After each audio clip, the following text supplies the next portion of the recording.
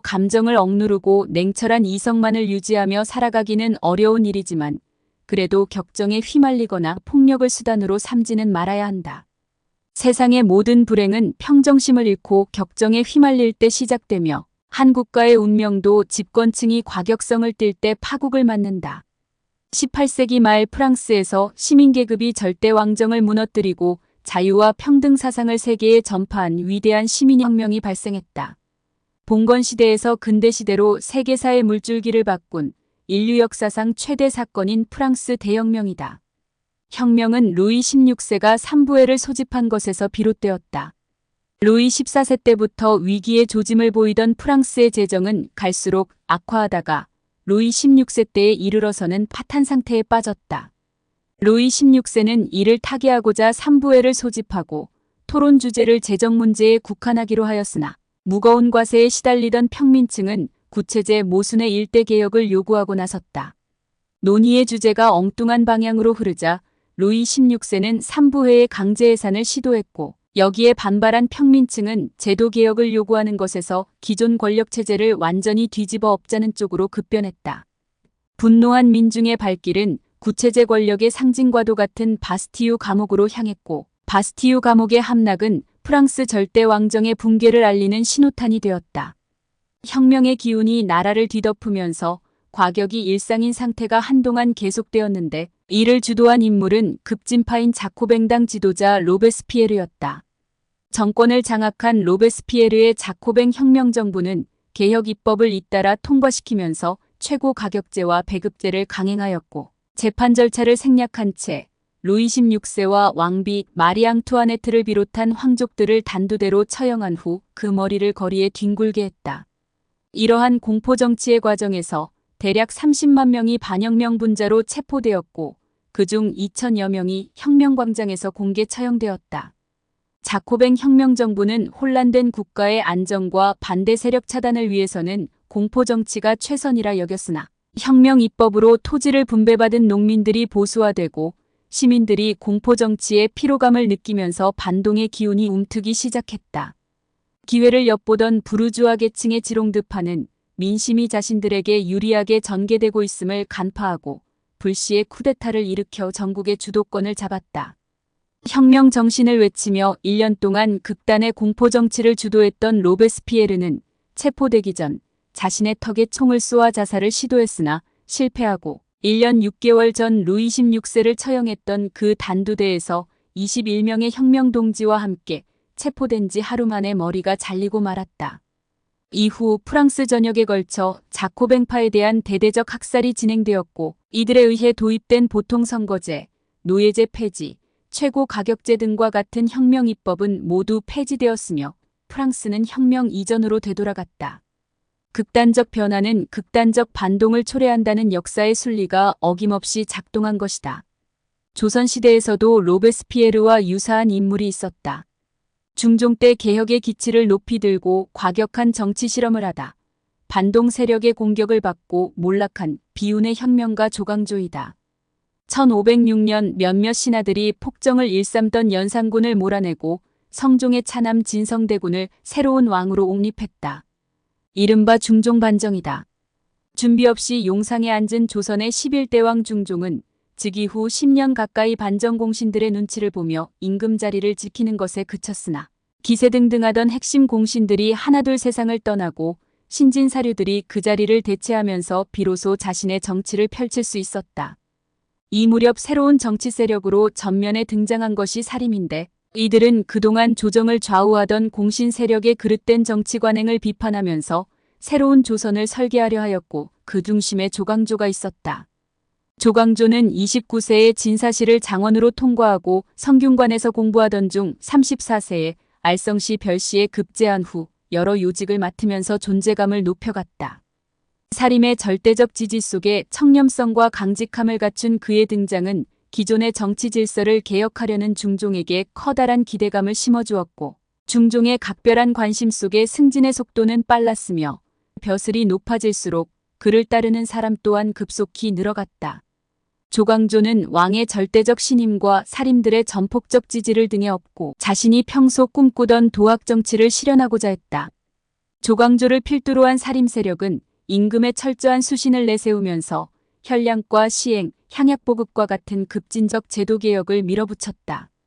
그리고 자신들의 정치적 대척점에 있던 훈구 세력을 제거하기 위해 중종 반정 공신의 4분의 3에 해당하는 76명의 공신 자격 박탈과 토지 및 노비 환수를 내용으로 하는 위훈 삭제 운동을 추진하였다.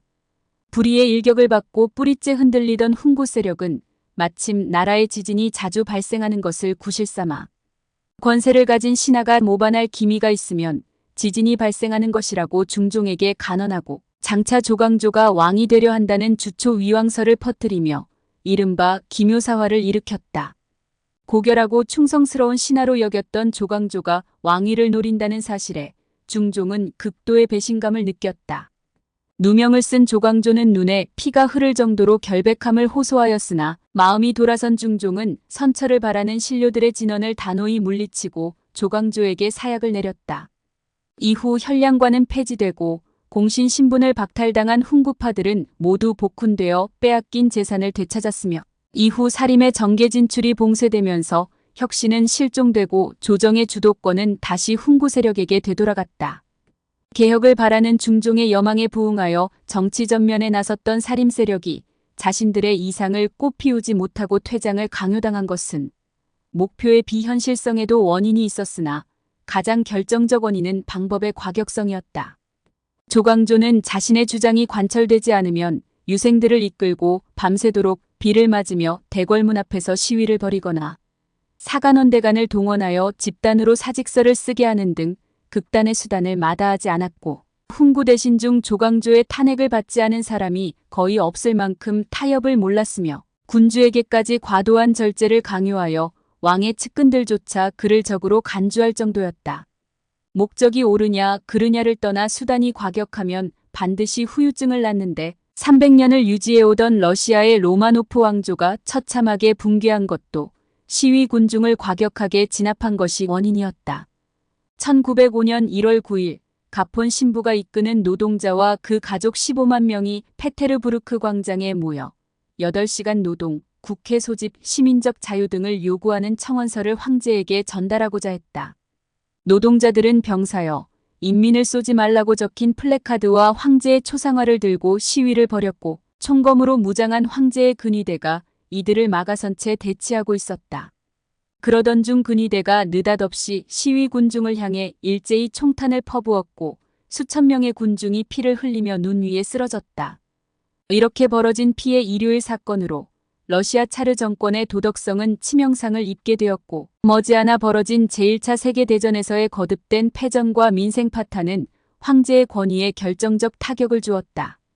1917년 3월 상트페테르부르크에서 비롯된 시위는 이내 전국적으로 확산하였고 진압에 나섰던 시위대마저 분노한 민심에 합세하면서 고립무원에 빠진 니콜라이 2세는 동생에게 양위하고 퇴위하려 했으나 혁명주도 세력은 이를 거부하고 군주제의 폐지를 선언하며 임시정부를 수립하였다. 이로써 로마노프 왕조는 300년 만에 역사에서 완전히 사라지고 니콜라이 2세와 그의 가족은 볼세비키 정권에 의해 우랄 지방의 개인저택에 연금되었다가 1918년 7월 16일 새벽 2시에 전원 총살되었다. 사마천은 잡초를 돌로 누른다 해서 그 뿌리가 근절되는 것은 아니며 돌로 돌을 친다면 두 돌은 모두 부서지게 되니 나라의 범죄를 줄이려면 도둑 잡는 기술에 힘쓸 것이 아니라 먼저 백성들이 생계를 위해 범죄로 나아가지 않도록 잘 보살필 일이요. 그리고서 교화에 힘쓰면 저절로 범죄가 없어질 것이라고 했다. 한때 우리나라에서도 집권자가 범죄와의 전쟁을 선포하며 2년 동안 대대적인 범죄자 조탕에 나서 일시적으로 강력 범죄가 감소하기도 하였으나 실적을 올리기 위한 구속영장의 남발로 폭력 조직원 절반 이상이 1년 만에 집행유예나 벌금형으로 풀려나는 등 범죄 근절로 이어지지 못했고 오히려 범죄자 검거 과정에서 경찰관 126명이 순직하고 2200여 명이 다치는 등 적지 않은 후유증을 남겼다. 목표에 이르는 방법은 다양하지만 어떤 경우라도 과격한 방법만은 삼가야 한다. 아무리 주장이 정당해도 폭력과 같은 거친 수단이 동원되면 주장의 정당성은 사라지고 수단의 야만성만 조명되어 비난의 대상이 된다. 사회적 약자가 정상적 방법으로 목적을 이루기 어렵다고 판단하여 폭력을 사용하기도 하는데, 이는 사회적 강자의 제도적 폭력만을 부를 뿐 목적 달성을 더욱 요원하게 만든다. 미국 덴버대 에리카 체노워스 교수는 1900년부터 2006년 사이에 발생한 폭력 비폭력 시위를 조사한 후 2012년 발표한 자신의 저서 시민저항은 어떻게 작용하는가를 통해 전체 인구의 3.5% 이상이 비폭력 평화 시위를 지속할 경우 정권은 필연적으로 무너진다고 주장하였다. 폭력으로 얻은 권력의 생명이 길지 않고 시대의 거대한 물줄기를 바꾼 역사적 인물들이 비폭력을 저항의 수단으로 삼은 이유이다.